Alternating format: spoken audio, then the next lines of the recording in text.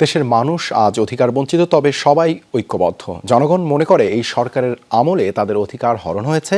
এ মন্তব্য করেছেন বিএনপি মহাসচিব মির্জা ফখরুল ইসলাম আলমগীর।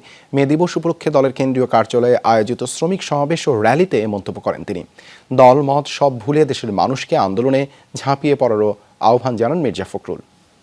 6000 mAh ব্যাটারির one and only power master NextG N73।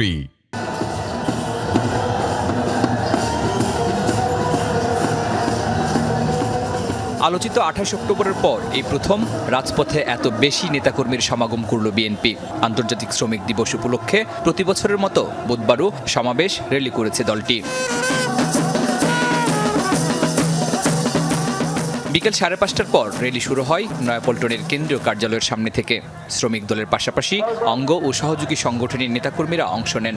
সরব দেখা গেছে মহানগর উত্তর ও দক্ষিণের বিভিন্ন থানা ওয়ার্ডের নেতাকর্মীদের। যারা দীর্ঘদিন আত্মগোপনে ছিলেন তারাও যোগ দিয়েছেন এই কর্মসূচিতে। মঞ্চের বক্তৃতায় আবারও সরবে ফিরেছে বিএনপি। দুপুর থেকে শুরু এই সমাবেশ সংক্ষিপ্ত হওয়ার কথা থাকলেও তার হয়ে ওঠেনি। তপ্ত রোদ আর ভ্যাপসা গরমে ত্রাহি অবস্থা বিএনপি নেতাকর্মীদের। আমাদের আগুন, পানি, ঝঞ্ঝা, বন্যা সবকিছু আমরা মোকাবেলা করতে পারি। আমরা পুলিশের গুলি মোকাবেলা করতে পারি। আমরা কিন্তু আবারও আরেকটি যুদ্ধের সামনে উপনীত হয়েছি। এই যুদ্ধ আওয়ামী সরকারের বিরুদ্ধে। প্রধান অতিথির বক্তব্যে নানা ইস্যুতে সরকারের সমালোচনা করেন বিএনপি মহাসচিব। অভিযোগ করেন ক্ষমতায় টিকে থাকতে সারা দেশে লুটপাটের রাজত্ব কায়েম করেছে আওয়ামী লীগ।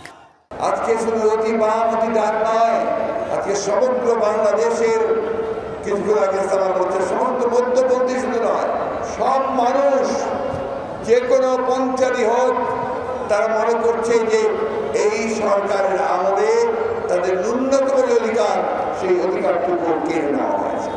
মির্জা ফখরুলের দাবি, যত প্রতিকূলতাই আসুক রাজপথে থাকবে বিএনপি। জেগে উঠবে সাধারণ মানুষকে সঙ্গে নিয়ে। গণতন্ত্র রক্ষায় দল মত নির্বিশেষে সবাইকে আন্দোলনে ঝাঁপিয়ে পড়ার আহ্বান জানান তিনি। বিএনপি হচ্ছে সেই ফিনিক্স পাখির মতো, যে সমস্ত বংশাবশেষ থেকে আবার জেগে উঠে এবং জেগে উঠে সেটা পাকা ছড়িয়ে আবার সেই আন্দোলন, বিপ্লব এবং স্বাধীনতার কথা, গণতন্ত্রের কথা নিয়ে নেতারা বলেন, এই আন্দোলন কেবল বিএনপির নয়, সাধারণ মানুষের অধিকার রক্ষার আন্দোলন। এটা এই দেশের মানুষের অস্তিত্বের সংগ্রাম। শরীফুল ইসলাম খান, যমুনা নিউজ, ঢাকা।